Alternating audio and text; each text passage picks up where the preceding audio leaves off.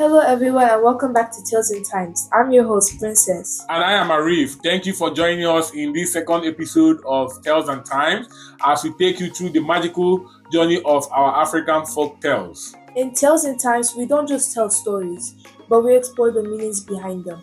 In today's story, we're going to be discussing about a topic many of us have seen before or done before. It is called deception.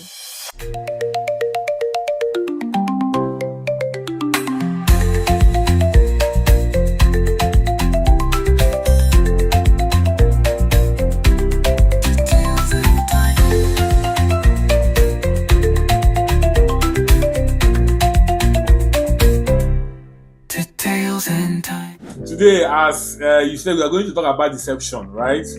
So, what is deception all about? What is deception? So, you know that deception is like when somebody lies or tricks others for their own good. At the beginning, it might seem clever. Oh, that I have tricked this person, I have made this person to believe me when they know that they are not actually telling that person the truth.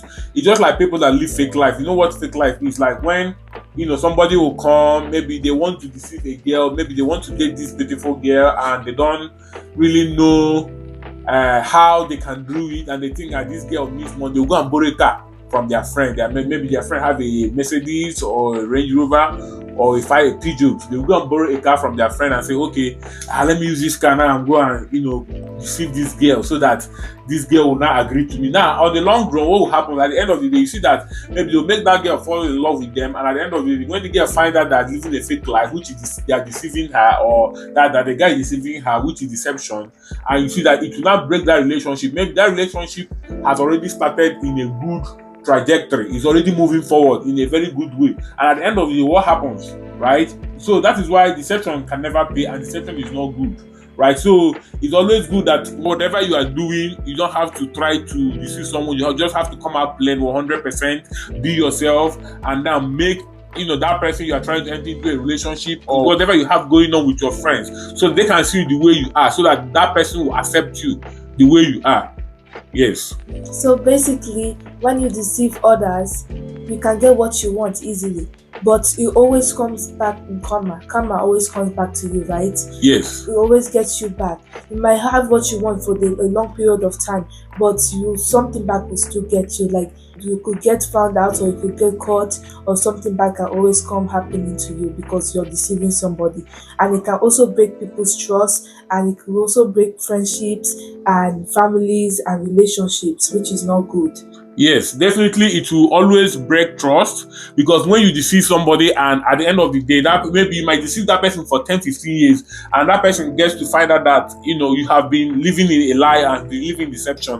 What will happen? You've broken a trust, and trust is something that is earned, because you maybe when that person earn your trust, and now you're letting that person know that all these things have been a lie, that you've been living a fake life and you've been deceiving them. So at the end of the day, it destroys families. Deception destroys families. I've seen instances whereby deception destroys a lot of families, and there's nothing they can do about it. They will always look for something like a therapist that will help amend it. Even husband and wife, sometimes when the man or the wife deceives the man for their own selfish gain, at the end of the day, when whichever party that is being deceived find out that, oh, this person has been deceiving me, even like in high school, in elementary school, friends, it's always good to tell your friends who you are, show them the real you, and not trying to make them like you or be friends with you because of who you are not, right? So when that people get to find out that you are not this person that you are claiming to be, and that you are deceiving them, then at the end of the day, it is going to be a problem, because you've broken their trust. Even if it's in a community, if in a class, if it's in a school,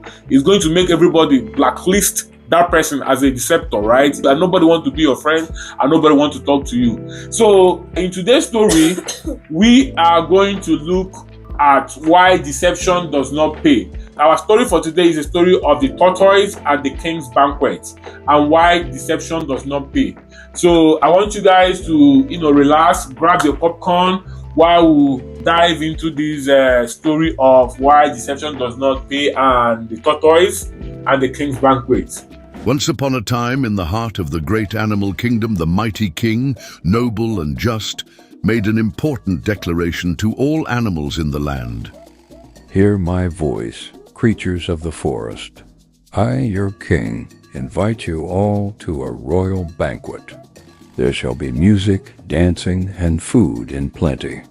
But remember, only those who come as they truly are may enter. No disguises, no tricks. Only truth is welcome at my table. The news spread like wildfire. Animals buzzed with excitement.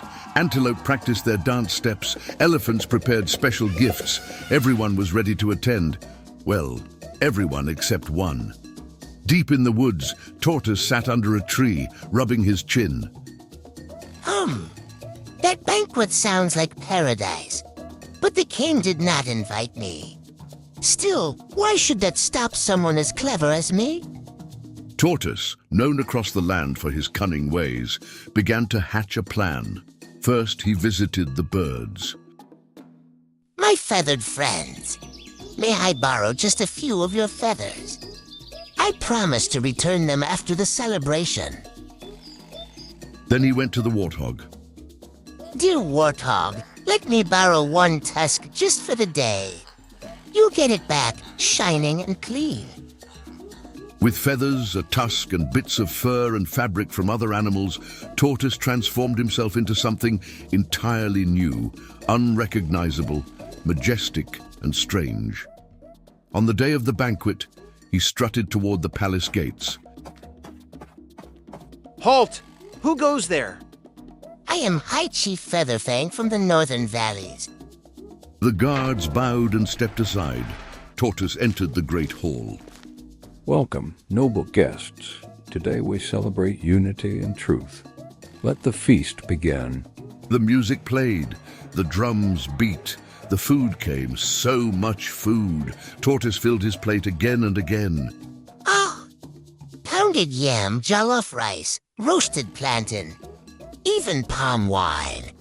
This is the life. But then something happened.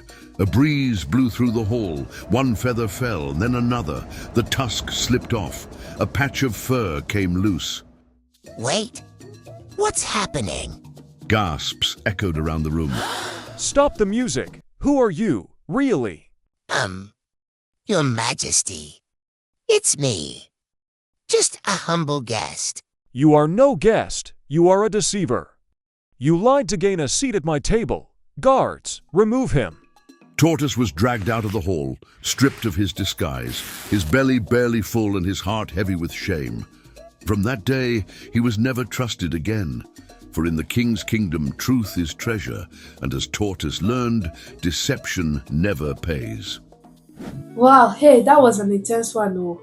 The tortoise really thought he could fool everybody forever. Yes, so from the story now, you have seen that the tortoise cannot really fool everybody, and deception does not pay, because at the end of the day, you cannot build a long-lasting relationship under lies, because the truth will always come out at the end of the day.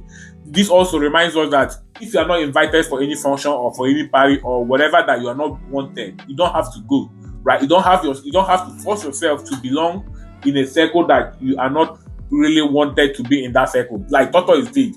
The Lion King did not invite him for that banquet, and at the end of the day, what did he do? Because of his greediness and he thinks that he always has something up his sleeves, that he said, okay, let me go and borrow these feathers and the dog tusk so that I can go into that banquet and eat and eat and eat. You understand? So that means he's not invited. They didn't even want him in that circle. He was forcing himself to go into that circle and be part of that circle. You see what happens? Yeah, always remember whatever happens in the dark comes to the light. The tortoise did not only lose a yummy meal, but he also lost a place in the community because he decided to deceive others because he wasn't invited. Why he wasn't invited is because he does this type of thing all the time. And then the king decided not to invite him. So he decided to deceive other people and come to the party and deceive them. And then the truth came out and he got embarrassed in the party, which was very embarrassing. So remember, whatever you do in the dark always comes to light. Yeah, so from what Princess already said, you see that when you keep deceiving people, right, kind of gets on your record. So in subsequent things in life, you'll be excluded. People don't want you to be part of them. People don't want you to be part of their circle. The moral lesson I'm learning in this story is that honesty builds bridges, right? If Tortoise has always been honest in all his dealings in the past, the Lion King would have invited him to the banquet, right? But now deception builds walls. So now if you keep deceiving people, you are settling yourself out in such a way that you are kind of walling yourself so that people don't want to have anything to do with you, just like it's going to be by yourself. So, at the end of the day, honesty builds bridges and open doors for you, while deception closes doors and build walls around you. Exactly. Friends at home, ask yourself, are you truthful in your friendships or your relationships? Are you truthful in your household? Are you truthful with your siblings? Have you ever deceived somebody before? If you have, think to yourself about the story. Or if you want to do that, if you want to deceive somebody, always remember this story, because something like that could happen to you and you don't want to believe with being embarrassed, because that is very embarrassing. Yes. So today's story is really like a mirror. Look yourself in the mirror. Who are you? Are you somebody that loves to deceive people? Are you somebody that likes or loves to tell people the truth and be your real self to where others are? Are you building bridges with the way you interact with people, with your friends, in your communities, in your churches, at your workplace? How are you building bridges, or are you building walls?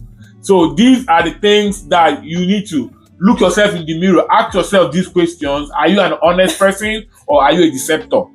Thank you so much for listening to Tales and Times. If you enjoyed the story or the lesson behind it, make sure to subscribe and share this episode with your friends, with your family, with your loved ones, so that they can get to understand these lessons that we have shared on this episode.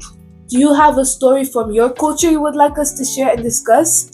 If you do, make sure to email us at talesandtimes@gmail.com. And remember that these stories live forever and the lessons behind it even longer. We look forward to seeing you in our next episode of Tales and Times. Bye. Bye.